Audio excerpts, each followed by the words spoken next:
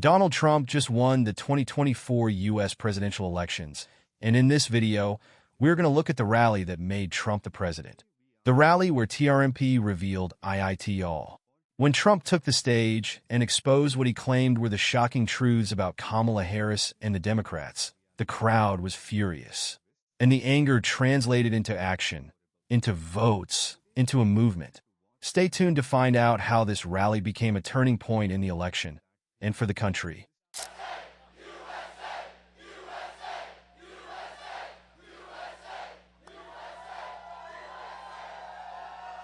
Thank you very much.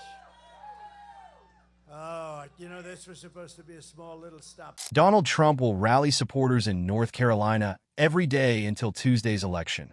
A flurry of late activity in the only swing state he won in his 2016 and 2020 campaigns. No one has a lead of more than 2.5 points, all within any poll's margin of error. So to start with, if you just assume that the polls are accurate, which of course is a huge assumption, this is where things would land at the end of election night. Donald Trump, over 270 electoral votes, he would clinch the presidency for a second time. But no map is a foregone conclusion. So let's play with a scenario here.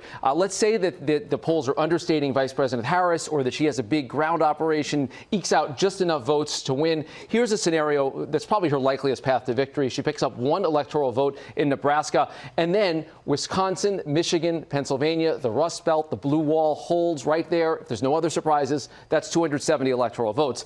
But of course, the polls could be off in the other direction, or Trump is able to hold. This is Trump's likeliest path to victory. If he holds the two battlegrounds out west in Nevada and Arizona, and the two southern battlegrounds, Georgia and North Carolina, he is then just one state away from clinching the presidency. Pennsylvania is the biggest prize on the map. That's the best opportunity for him. The single most important battleground state on the map, probably for either candidate, George. Rick, we have massive early vote, but does it tell us anything?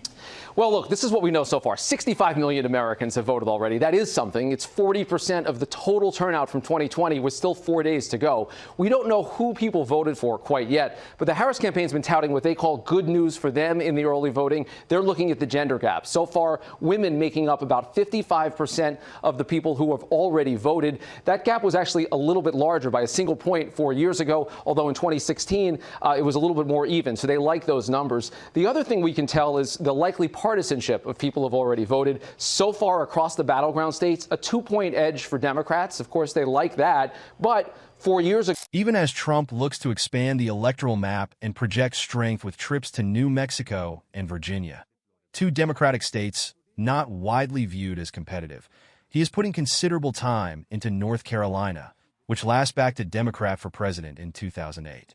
The former president's path to the 270 electoral votes needed to capture the presidency will get significantly more complicated if he loses North Carolina.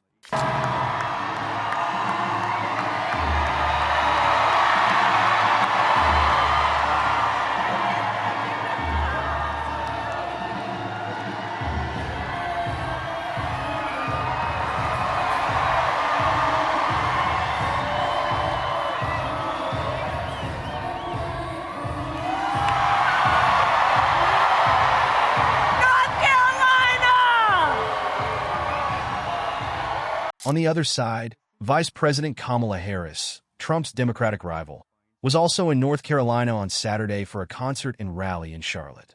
Her campaign has not announced any other travel to the state before Election Day. The extensive damage from Hurricane Helene across western North Carolina has created uncertainty about the state of play here. We must defeat Lion Kamala Harris. And we must stop her radical left agenda with a landslide that is too big to rig. We're going to get too big to rig. In other words, get out and vote. For the past 9 years, we have been fighting against the most sinister and corrupt forces on earth. Yep, they're there and they're here.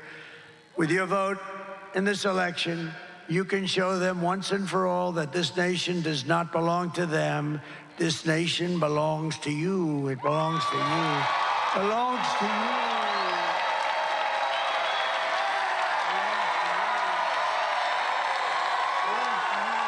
Trump's team has said it is confident about his chances in North Carolina. Democrats see Trump's attention on the state as a signal of optimism for Harris. During Trump's first rally in North Carolina on Saturday, he revealed an epic attack on Kamala Harris and Biden's rule.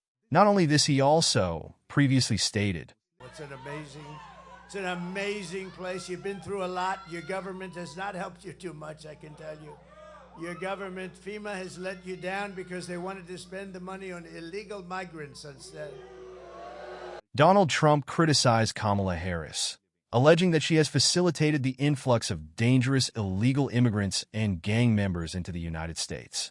He claimed that these individuals, coming from countries like Venezuela and the Congo, pose a significant threat to American communities. As we rebuild our economy, we'll also restore our borders. For 4 straight years, Kamala has imported an army of illegal alien gang members and migrant criminals from prisons and jails, insane asylums and mental institutions. To prove this, he hit their sore wound with a simple question: are you better off now than you were 4 years ago? I don't think so. I don't think so. I've come today with a message of hope for all Americans. With your vote on Tuesday, I will end inflation. I will stop the invasion of massive numbers of criminals that have come into our country. And I will bring back the American dream. We don't have the American dream. We had it. You know, we also had energy independence 4 years ago. This is all you need to know. Kamala broke it. She broke it. We will fix it. I will fix it. It'll be fixed very fast. And America will be bigger, better, bolder, richer, safer, and stronger than ever before. This election is a choice between whether we will have 4 more years of income. Afterward, Trump played Superman by delivering a message of hope to all Americans. With their vote on Tuesday, he will be able to end inflation, stop the invasion of many criminals that have come into America, and bring back the American dream. He pointed out that America had its energy independence, but Kamala broke it. He will fix it, and America will be bigger, prosperous, safer, and more robust. To close that speech, he said that Biden/Kamala are grossly incompetent. They're the worst. We want to be unified. We don't want to say bad things about anybody, including our opponent. He's Hitler. He's Hitler. You ever hear it? She talks about. From that, we can see Kamala is hooked by her words, and Trump is pointing out that someone who can't keep her word isn't fit to be the president of the U.S. Good couple, too, right? That's a good team. Eric and Lara. On Tuesday, you have to stand up and you have to tell Kamala that you've had enough. You can't take it anymore. You're grossly incompetent. Kamala, you're fired. And then the call to action on Tuesday would be their chance to stand up and tell Kamala they've had enough and can't take it anymore. Press conferences that last like about 2 minutes. It's the weirdest thing. You know, I get all set. I want to watch something, right? Ladies and gentlemen, the vice president, oh good. She comes onto the stage like for 2 minutes, and all she does is talk about me. She never talks about what she's going to do. Donald Trump, did you ever see? Talking about enough, Trump recalled the last rally Kamala held. She stood at the podium for minutes without mentioning anything she's going to do, but finds it easy to mention her opponent's name. So enough of someone who knows nothing about the economy or how best to run the affairs of the country. To see like a football coach, he brings something there. He brings a little esprit de corps. There's no esprit de corps. Biden, look at, and by the way, they're fighting like hell, the two of them. Biden said, you stole my presidency, and you're no better than I am. He claimed Biden and Kamala are fighting like hell. A glimpse of this is caught from lots of posts about Biden's plans to make Trump the winner and his status in Kamala's rally. They're words that he accused Kamala of hijacking the presidential race. And somebody should look at her Visa stock. She sold her position. This is a woman started off with nothing. Now she's worth $200 million. Do you think she's been honest? No, she has a big position in Visa, right? I think it's Visa, one of them, whatever, who the hell cares, but it's Visa. Kamala is dishonest.